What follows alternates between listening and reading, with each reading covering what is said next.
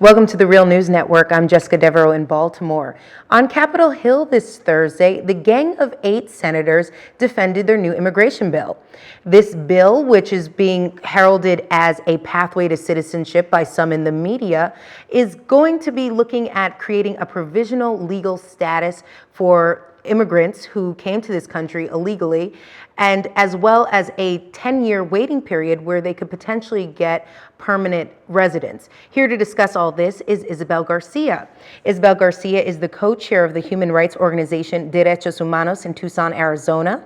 She's a criminal defense and immigration lawyer, and she's on the board of the National Network for Immigrant and Refugee Rights. She joins us now from Tucson, Arizona.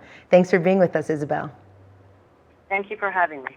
So what do you make of this bill, in particular, the media, some of them categorizing it as a pathway to citizenship? Well, I think every article I've read talks about the reform bill dealing with 11 million undocumented people on this alleged path to citizenship.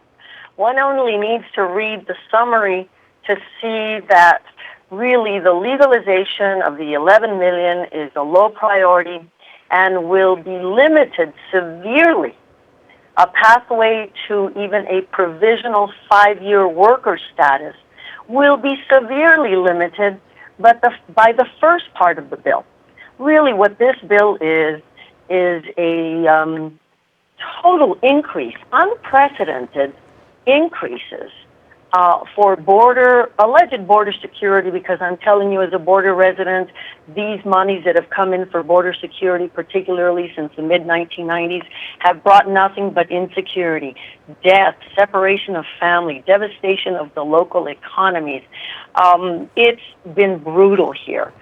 And what this bill does, instead of alleviating the tremendous damage that has been done here, they're giving us even more Border Patrol agents, more ICE agents, drones, surveillance of the entire border, 100% surveillance of the border, more drones, the technology, and 90% apprehension rate. These are all triggers.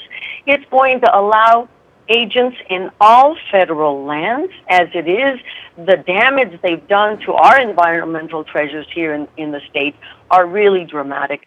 When you look at the other provisions, it's a hypocritical then request from big business to give us the workers that we want.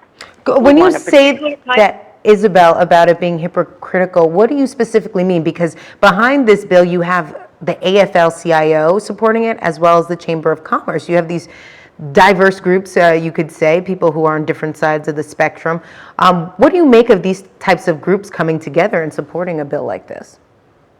Well, the problem is, of course, that, and to their defense, is that they're negotiating. They're negotiating. The problem is nobody deals with the real reality of migration, that 11 million people are here because we invited them to come. You hear the Republicans saying, we can't reward lawbreakers. What is their crime?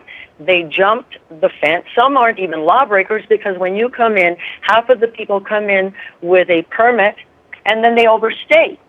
That's not a crime. So let's say that they've committed the crime of illegal entry. We have invited them, both through business interest and governmental policies. We've invited the Mexicano worker for over 100 years. We even codified it during the war effort that we needed them. We signed the Bracero program, and here we are again. We're going to do that.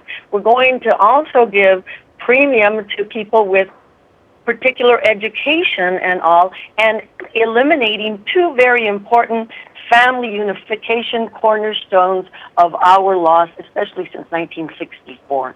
We are undermining families. We're going to demand not only that they establish some strategy plan for sealing this border and all of it within 6 months. In the meantime, you would not believe the massive deportations. We're also going to set up E-Verify, a mandatory national identification system. Talk about Big Brother. I mean, we are absolutely extending this across the country. Everything that happens at the border eventually goes everywhere, as we can see now with the drones, with ICE agents and Border Patrol agents everywhere. In spite of the fact that migration has been at the lowest for 40 years, in spite of the study that shows the border regions are the safest. They have less indices of crime, a lower crime rate than some of the other interior. In spite of the fact that Border Patrol has been criticized completely, not only by us, but by the GAO on any number of things, they continue to get paid $80,000-$90,000 a year, while my lawyers here in my office get paid $60,000 a year and need to pay $100,000 in student loans. We are robbing the Treasury for real security, which is schools. We're firing teachers. We're closing down the post office. We can't fix our roads. We don't have health care. Things that really bring security to our society, we are not doing them. We're squandering. And very painful to us, they are tripling the criminal prosecutions in Tucson of illegal entry that I told you is the big crime of the century. They're tripling the amount.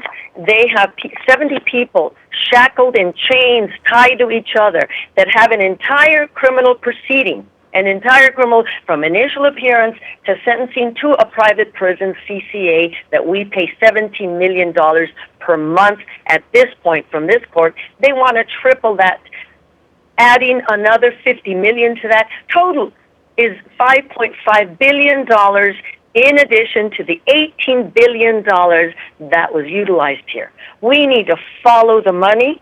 And we need to see the reality here, the reality of the border, the reality we're not dealing with the fact that 6 million Mexicanos left agriculture and related jobs in Mexico since '94 and had to come to the United States unlawfully because of the North American Free Trade Agreement. That has been established and found by the United Nations, that over 6 million Mexicanos have left. Why are we not talking about that instead of scolding them, instead of saying what the president said, that it's time for immigrants to pay their debt to our society? It's the exact opposite. It is time for us to pay our debt to the undocumented community. If they were not around, our economy would be in absolute shambles. They have built this country. They impoverished their lives to enrich yours and mine. The contributions are clearly established in any credible study. And yet we demonize the immigrant. And then on the other hand say, well, but we need another 200,000 of you, per year if we need to. I think it's really time for us to engage in a real dialogue. And you ask about the other groups because they've not engaged in this dialogue about the truth of immigration. If we had done that dialogue, I think we'd be under a better scenario for a bill. Well, we'll continue to track that bill, which is going to be debated on the Senate floor in the coming months. Thank you so much for joining us, Isabel. Thank you so much. And thank you for joining us on the Real News Network.